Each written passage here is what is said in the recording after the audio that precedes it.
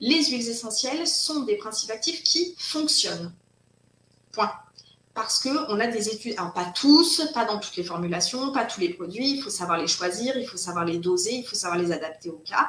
Mais effectivement, les études qui existent sur les huiles essentielles qui fonctionnent, donc je vais citer par exemple l'huile essentielle d'origan qu'on a référencée et qu'on vend sur le site de Deakos, sont des publications très sérieuses qui nous démontrent, preuve à l'appui, qu'elles ont une réelle efficacité. Ça, c'est le préambule de départ.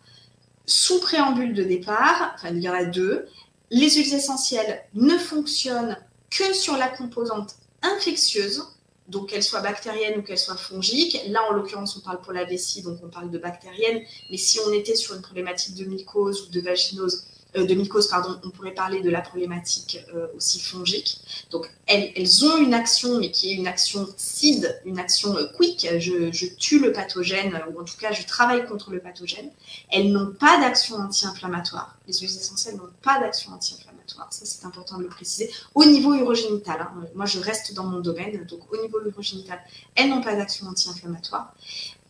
Et l'autre sous-préambule, c'est que tout principe actif qui fonctionne est un principe actif qui, puisqu'il a des effets bénéfiques, peut potentiellement avoir des effets secondaires. Alors, certains ont pratiquement pas peu d'effets secondaires ou pas du tout. Par exemple, le démanose, il fonctionne certes, mais comme son action est mécanique, il n'y a pas d'effet secondaire.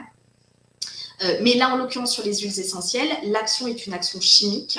Donc, l'efficacité est liée à un processus métabolique chimique. Et donc, le corollaire de ça, le revers de la médaille, c'est qu'il peut y avoir des effets secondaires. Et des effets secondaires qui, parfois, sont très graves. Hein.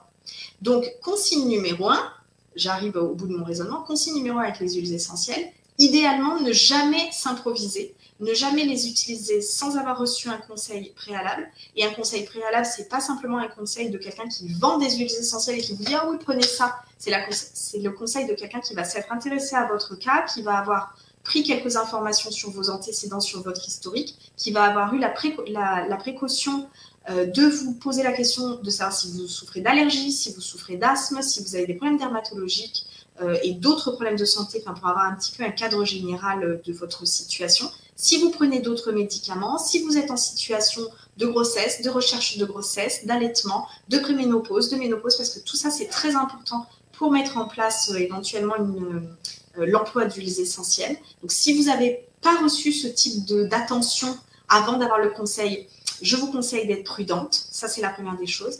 Et puis, l'autre grand point cardinal, quand bien même ça soit conseillé par un expert, c'est de toujours être très prudent, le principe de précaution, sur une éventuelle application locale d'huile essentielle sur les muqueuses. Les huiles essentielles ne devraient pas être appliquées sur les muqueuses, sur aucune muqueuse, la bouche, muqueuse vaginale, muqueuse vulvaire, etc., etc.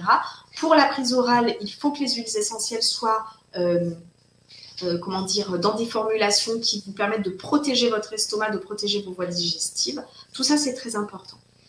Une fois que je vous ai dit tout ça et que je vous ai donné, on va dire, les précautions de base pour l'utilisation des huiles essentielles, me reste à vous dire que oui, donc ça fonctionne, puisqu'on parle de la vessie, en cas d'infection urinaire, c'est un coadjuvant qui a fait ses preuves et qui est utile en association avec le démanose, donc avec Osilium.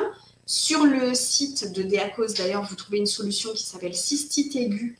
C'est un kit de produits qui est conçu pour 7 jours pour faire face à un épisode de cystite aiguë bactérienne et qui effectivement inclut des huiles essentielles en association avec Osilium Mac, Osilium 20+, et des Manoro, parce qu'il y a tout un rationnel, tout un raisonnement pour utiliser les produits comme ça.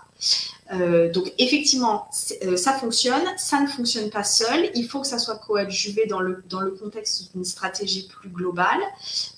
Et par contre, ne sont-elles pas acides? Elles n'ont pas d'impact acidifiant sur les voies urinaires, si c'est votre question. Mais par contre, elles peuvent, chez certains sujets plus sensibles, être mal tolérées, notamment au niveau gastrique. Donc c'est à voir.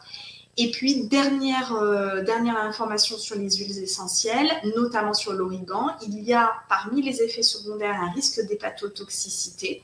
Donc, des huiles essentielles ne devraient jamais être, en tous les cas pour l'origan, à envisager pour des prises au long terme. Ce sont des prises ciblées pour des problématiques aiguës. Donc, l'Origan, par exemple, c'est un maximum de 7 jours à raison de 3 capsules par jour.